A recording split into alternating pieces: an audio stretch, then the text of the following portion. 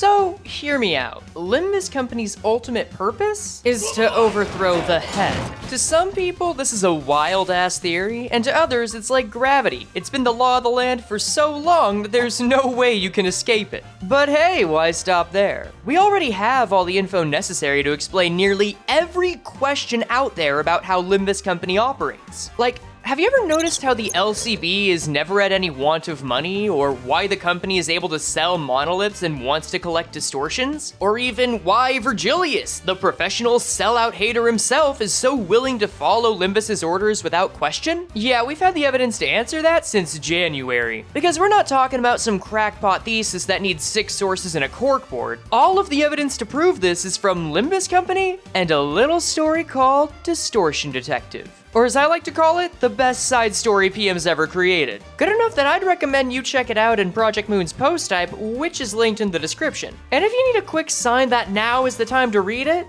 well, turn your headphones down. Like, ever since May, June, July, August, September, there's been some expectation of trying to be ready for this story, and I'm fucking here for it. Show me Moses! Yes!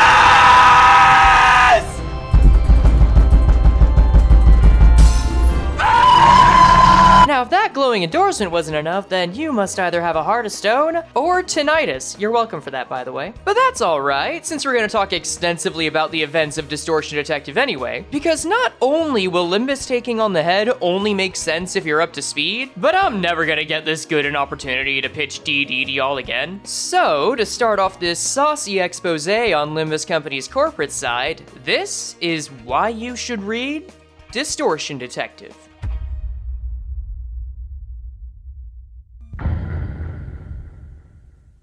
If you've played Limbus Company or even all 3 games, you might think you know everything there is about distortions. But sweetie, I gotta tell ya, that's only the half of it at best. As the name implies, Distortion Detective is a 42-chapter story about the titular detective, Moses, investigating distortions. And throughout her journey, she has major encounters with over a dozen cases of the phenomenon, and has to confront well over 50 distortions before the final chapter. Over the course of Moses's career, she's not only learned how to deal with distortions by reverting them, but even categorize them into different types and stages of progression. What's most interesting, though, is exactly how Moses interacts with each case of the distortion she encounters. She has a process that's divided into 4 simple steps: cause, explanation, understanding, and acknowledgement. Every distortion is ultimately a human that has had their perilous mental state given physical form. So, the first step of handling any distortion is to understand what caused the person to distort in the first place. And the best way to do that is to interact with them, either by talking with that person, or finding clues left by their impact on their surroundings. Using these, she can construct an explanation of how the distortion connects to the mental state of the person involved. And that explanation is then used to make the subject understand why they distorted in the first place. And if, after understanding this, that person can acknowledge that they will only feel worse unless they reject the distortion, then the case is solved and the person reverts back to being human. Or at least, mostly human. Now, if this sounds familiar, Limbus Company has a great example of this process in Hell's Chicken, where the sinners went through this whole song and dance with Papa Bongi. And if this is starting to sound like therapy, then you're exactly right. And unlike Limbus Company, which has a habit of fighting their way both in and out of whatever sitch they get into, there's a reason the story is called the Distortion Detective. Many interactions Moses has with either a distortion or a victim of one are given the gravity and respect of someone risking their life to effectively console a person out of their monstrous state. There's the case of the photographer who kidnapped the elderly and poor they thought were destined to be forgotten by the city and sealed them in frames so those people could be remembered. Or the mock exam, which is a sprawling arena manifested out of the anxieties of an entire school's worth of Nest N students killing each other for a chance to get into a good college. Or even Quercus Village, a small, oddly peaceful town in District 11 that has a monthly lottery that involves the use of a tiny monolith to force one person to absorb all of the minor distortions on all of the people in the village and seal them in a basement with dozens of others, allowing the remaining residents to live peacefully. Because to Moses, the distortions here aren't treated as enemies to be beaten, but tragedies that must simply be weathered. And what I find impressive about this idea is that the scale of Distortion Detective still rivals that of Limbus Company. While Limbus Company may have a far greater number of characters, scenes, and just plain words to get through, the events of Distortion Detective make up 6 comprehensive arcs that may not take as long to read, but are still emotional and gripping enough to reach similar peaks that each of these cantos achieved. And in no small part is this possible if it weren't for some of the best art I have come across in any Project Moon story. While Limbus Company has depicted fantastic sprawling landscapes, backdrops, and interactions between its characters through its CGs, I can only give so much credit to it when these pieces of art are only meant as moment-to-moment backdrops for the environment. The art team can afford to skip some level of emotional quality since we'll quickly have a visual for the next one. But the gallery of Distortion Detective is the only set of visuals we have available for the entire novel, meaning that every single image for each respective chapter has to serve as the emotional pillar for it. And dude, just fucking look at this. Each of these images are made with the clear purpose to capture a moment in time. If not in the literal sense, then in the emotional one. The raw impact of the several scenes of the main trio in combat, the wonder that comes up from exploring the mechanics of both distortions and ego, and just how quickly that wonder can give way to the tragedy that lies beneath each individual person. My personal favorite is this one of Moses and Ezra. After wading through an especially brutal case of the distortion, and being dragged down several flights of stairs by what I can only call a distortion river of over 100 people, Moses and Ezra have been pushed to their limit. But while Moses' body is what's nearly given out, it's Ezra's mind that takes the greatest hit. This image depicting a heartbroken Moses as she is forced to process Ezra's own distortion, or lose the last person she can call her family. And it's only possible for these chapters and cover arts to hit as hard as they do because Distortion Detective has the best written main trio of any Project Moon work so far. And look, I get that sounds like a bold claim, but it really isn't. Distortion Detective's cast has 3 main characters, arguably 4. Meanwhile, the main casts of all 3 Project Moon games are large, with over a dozen characters interacting with each other. The Sephiroth may have a few cutscenes where they interact with each other across both LobCorp and LOR, but most of their time is speaking with the respective main characters of the games rather than each other. And while Limbus Company is nothing but the sinners interacting with one another, the sheer difference in the number of relationships Project Moon has to write just isn't going to get you the level of depth that a story with only a fraction of those characters is capable of. And even when we look at the other 2 side stories, while they do focus on the way the characters care about and are willing to sacrifice for each other, Distortion Detective is the only one that puts that human element at the center stage. The story is built to use a small cast and executes everything it needs to make us care not only about every member, but their struggle to survive together. And to illustrate that, let's now turn to the Distortion Detective herself. As with several sections of this video, I'd like to start this one off with a specific moment from Kanto 7. As some of you may know, Moses made an appearance in it, and hey, I thought that was pretty cool. But during her brief lecture, there was this moment where she spoke specifically to Dante. After finding out that there was someone on the team able to sense distortions, she says, "Glad to know there's someone else out there who understands this particular sensation. I'd very much like to meet you in person one day."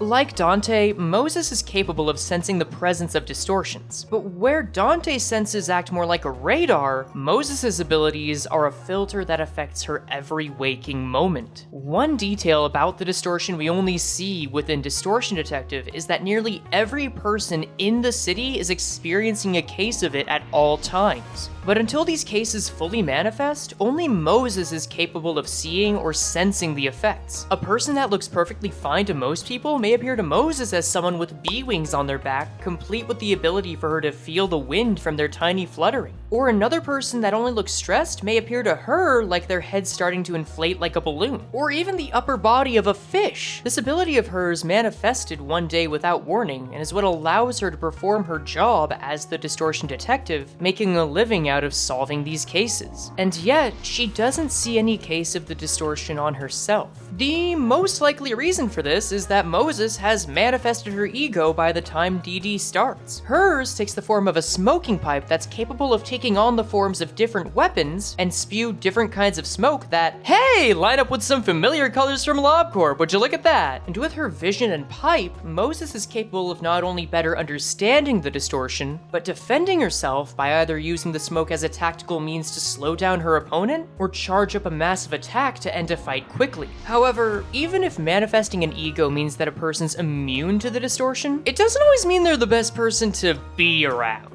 Because with Moses' specific talents, she's often the smartest person in the room, and also the most clinical when it comes to handling any case of the Distortion. She's not apathetic by any means, but isn't the most comforting person to be around, and she knows this. And yet, Moses still finds a great deal of purpose in her work, and that's in no small part because of the role she played in the Smoke War. We're not told too much about the events during the war itself in DD, which, man, maybe I should make a dedicated video on that. Thoughts? But Moses acted as a captain on the side of the new L-Corp and was made to run one of the largest operations from this side, a strategy she would come to regret, as it resulted in the deaths of her entire unit, minus the only 2 people she was able to save, one of those being her own assistant.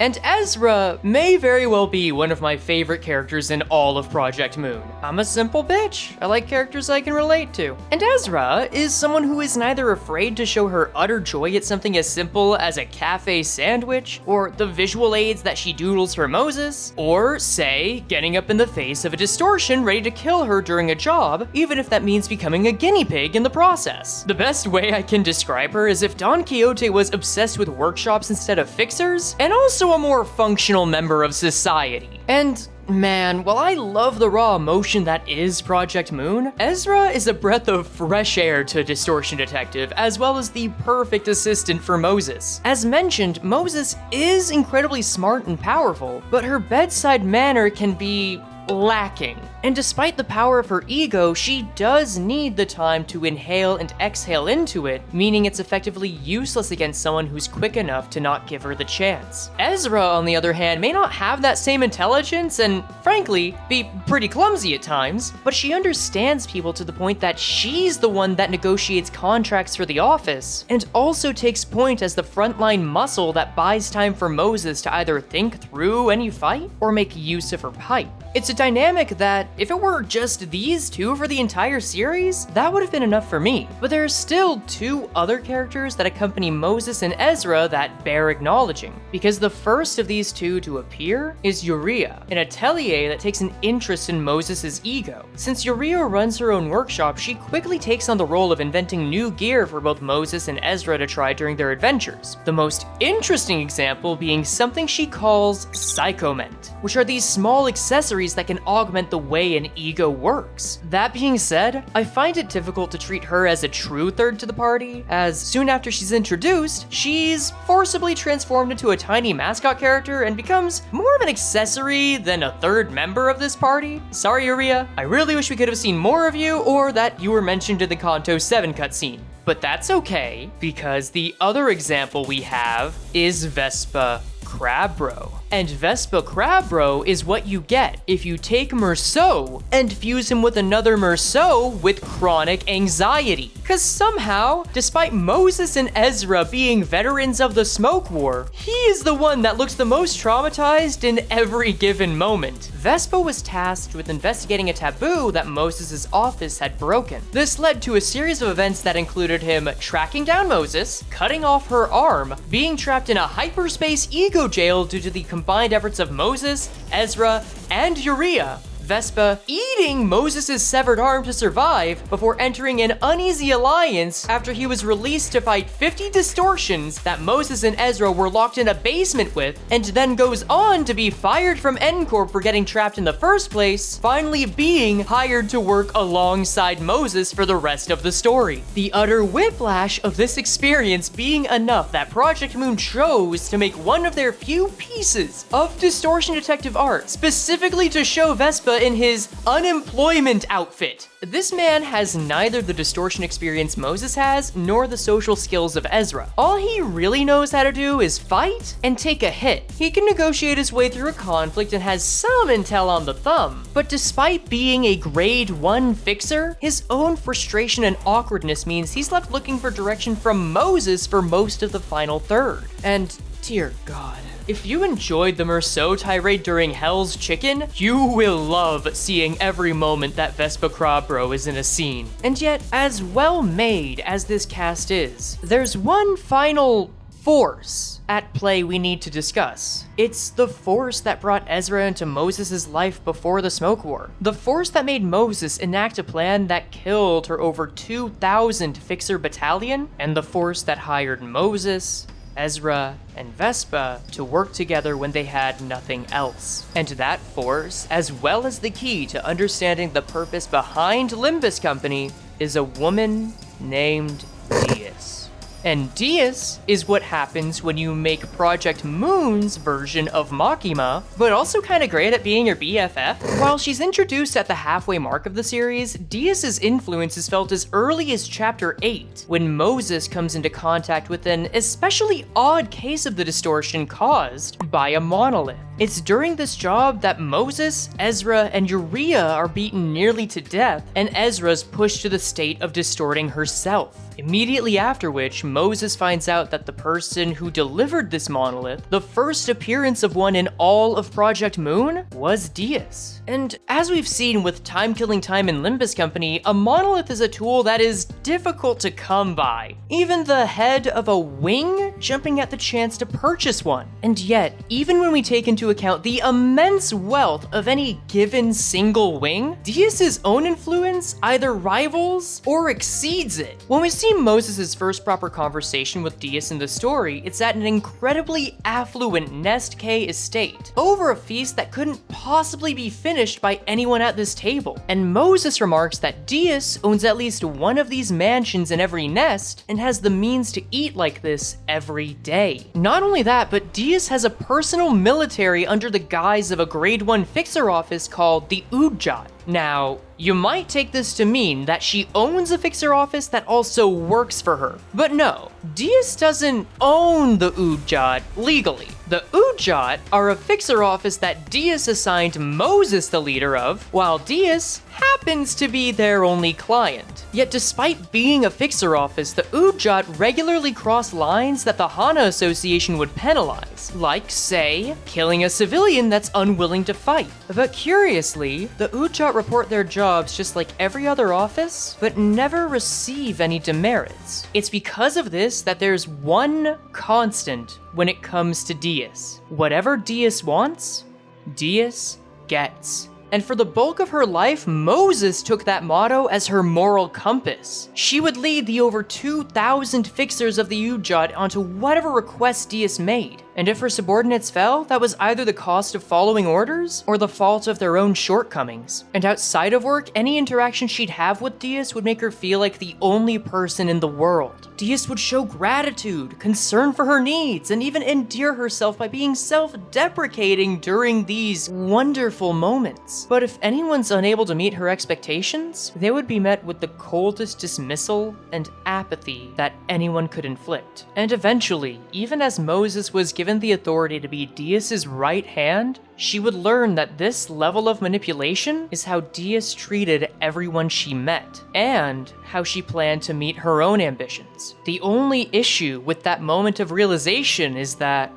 well, it's presented like this. The idea here is that Moses is experiencing a flashback induced by a distortion she's fighting, and at the climax of it, there's like this mental static. But while I do think you should read this novel, and I mean read it like a novel, like take it slower than a comic or a game. This part is just unpleasant to try and parse, and that's unfortunate, because it's arguably the most damning part for both Distortion Detective and Limbus Company. So instead of reading it, I think you should see it. Moses, I brought new work for you, and a strawberry cake too.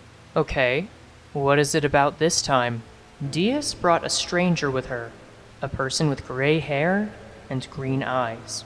Hey, why don't we try something huge this time? What is it now? I bet it's another odd joke. It's a war? What are you? But this is necessary for me to be You're on my side, isn't that right? Yes, this must be done for the sake of all of us. For you, and for my mentor. The person next to Diaz says mysterious things. Even I can tell. We're no fixers. We're just mass murderers. I wanted to dream the same dream as her together. I wanted to take that path.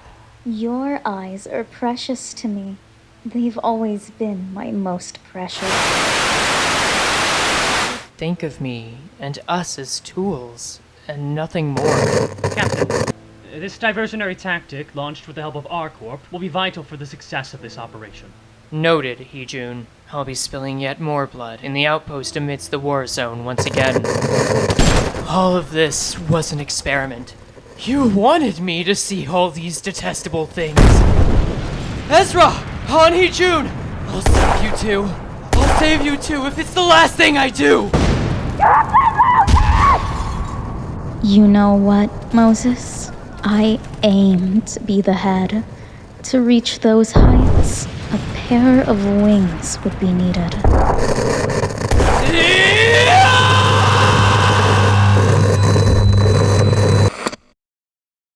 You are my dear eyes. I won't be your eyes.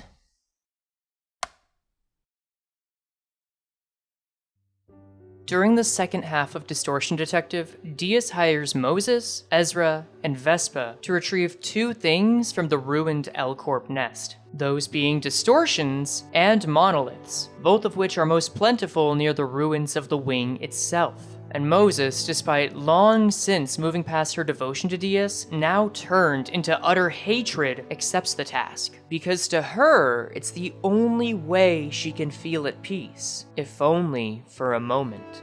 This is like a narcotic that I cannot quit. As soon as I stop taking the drug that is resolving distortions, the pain begins to constrict around my head again. This is not voluntary service or charity work. It's only a drug I take to ease my guilt. And yet, I have the audacity to call myself a detective and ask for payment. Driven by this guilt, the final quarter of Distortion Detective has Moses' team going on the most perilous job yet that leads them to L-Corp's nest. And it's during this journey that the story ends, left on a cliffhanger where Moses considers a proposition by a blood fiend elder. And with what we've seen in Limbus, it's hard to think that she ever got out from under Diaz's thumb. Moses, Ezra, and Vespa now work for Limbus Company, which is an organization that has no want of money, has technology based on L-Corp's Seed of Light, follows orders that even a color fixer will almost always adhere to, and both captures distortions and has the capacity to create them. And if we consider the possibility that the LCA we've seen are a new form of Udjat, everything points to Diaz being the person running the show. Or, considering her history, she's the true client that the show is run for. And looking back at all this with the latest Limbus chapter, it's hard not to feel a sense of pity for Moses. The woman that she trusted with her salvation ended up being a sociopath that only grew to have more influence over both her life and the city at large as time passed. And as the sinners continue to sort through their baggage to collect the golden boughs, every single success they have will bring Diaz one step closer to whatever plan she has to become the head. But if Moses really meant what she said, that she won't be Diaz's eyes, then her only hope may be meeting someone that doesn't have any and could turn back her clock.